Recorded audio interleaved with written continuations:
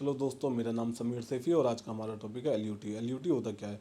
LUT की full form होती है लेटर ऑफ अंडरटेकिंग और ये एक टाइप का कंप्लाइंस होता है जो एक्सपोर्टर को फाइल करना होता है जीएसटी पोर्टल पर। तो अब ये एक्सपोर्टर एलयूटी को फाइल क्यों करता है? एक्सपोर्ट के केस में मैं बात करूं तो गवर्नमेंट एक्सपोर्ट पर्सन को रिलीफ देती है कि अगर आप कोई भी एक्सपोर्ट करते हैं तो हम उस पर जीएसटी नहीं लेंगे, अगर लिया है तो उसको हम वापस कर देंगे। इसको हम इंसेंटिव बोलते हैं कि हमें जो गवर्नमेंट इंसेंटिव देती है कि हम जीएसटी नहीं लेंगे। इंसेंटिव ये टू टाइप्स के होते हैं। फर्स्ट केस के आप पहले जीएसटी की मतलब जब आप एक्सपोर्ट की सप्लाई करते हैं उस टाइम पे जो बिलिंग करेंगे वो विद जीएसटी कीजिए और उस पर जीएसटी को पे कर दीजिए।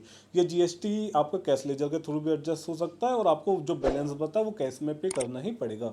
ठीक है। और सेकंड केस होता है इंसेंटिव का कि आप विदाउट जीएसटी बिलिंग कीजिए, तो उस केस में कोई भी आपको लाइबिलिटी पे करने की जरूरत नहीं होगी। यानी कि यहाँ पर जो आपको इंसेंटिव का बेनिफिट मिलेगा वो एंड टू एंड मिल जाता है बिलिंग करते टाइम पे। बट अगर मैं इसमें बात करूं कि जो हमने बिलिंग की है विद जीएसटी तो उसका आपको रिफंड मिल जाता है और रिफंड भी आपको जितना आप टोटल पे करेंगे, चाहे आपने क्रेडिट लेजर से पे किया हो या फिर कैश लेजर से, तो उसका दोनों का ही आपको रिफंड मिल जाएगा। और अगर आप मैं सेकंड केस की बात करूं, इसमें आप विदाउट जीएसटी बिलिंग करते हैं बट आप परचेज जो करते हैं अगर वो जीएसटी पे किया है तो जो भी आपका परचेज पर आपने जीएसटी पे किया है वो आपके क्रेडिट लेजर में अपडेट हो जाता है, ऐड होता रहता है और उसका आप आईटीसी क्लेम कर सकते हैं। मतलब आप उसको रिफंड के लिए अप्लाई कर सकते हैं जो भी आपका क्रेडिट लेजर में बैलेंस है।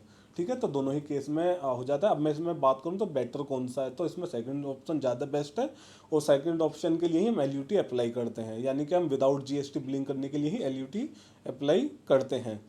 तो अभी मैंने रिफंड का यहाँ आपको बताया। सेकंड आता है कि इसको हम अप्लाई करेंगे तो क्या डॉक्यूमेंट्स चाहिए। देखिए इसमें बिजनेस डिटेल्स जाती हैं और दो विटनेस की डिटेल चाहिए। जैसे ही आप इसको अप्लाई करेंगे तो आपको अपने जीएसटी पोर्टल पर अपने लॉगिन से इसको लॉगिन करना होगा। तो बिजनेस डिटेल तो ऑटो अपडेट हो जाती है बट आपको दो विटनेस की डिटेल यहाँ डालनी होगी। तो ये एलयूटी कब हमें अप्लाई करना है, ये एक हमारा क्वेश्चन होता है। तो एलयूटी देखिए पूरे साल के लिए, मतलब पूरे फाइनेंशियल ईयर के लिए और ये वैलिड होता है। यानी कि जैसे कि फाइनेंशियल ईयर 1 अप्रैल से 31 मार्च तक होता है तो ये पूरे साल के लिए होता है। तो इसको हर साल आपको अप्लाई करना होगा। ठीक है। तो इसको आप 31 मार्च से पहले पहले अप्लाई कर लीजिए ताकि ये पूरे फाइनेंशियल ईयर के लिए वैलिड हो। तो अभी इसमें एक हमारा क्वेश्चन आता है कि सर अगर हमने इसको बीच में ही, यानी कि हमने 31 मार्च के बाद में इसको हमने अप्लाई किया है, क्या हम अप्लाई कर सकते हैं? फर्स्ट क्वेश्चन तो यस, आप अप्लाई कर सकते हैं। सेकंड, आप जब अप्लाई करेंगे उसके बाद से ही विदाउट जीएसटी बिलिंग कर सकते हैं। उससे पहले आपको जो बिलिंग की है आपने एक्सपोर्ट की तो उस पर आपको जीएसटी पे करना पड़ेगा जिसका आपको रिफंड मिल जाएगा।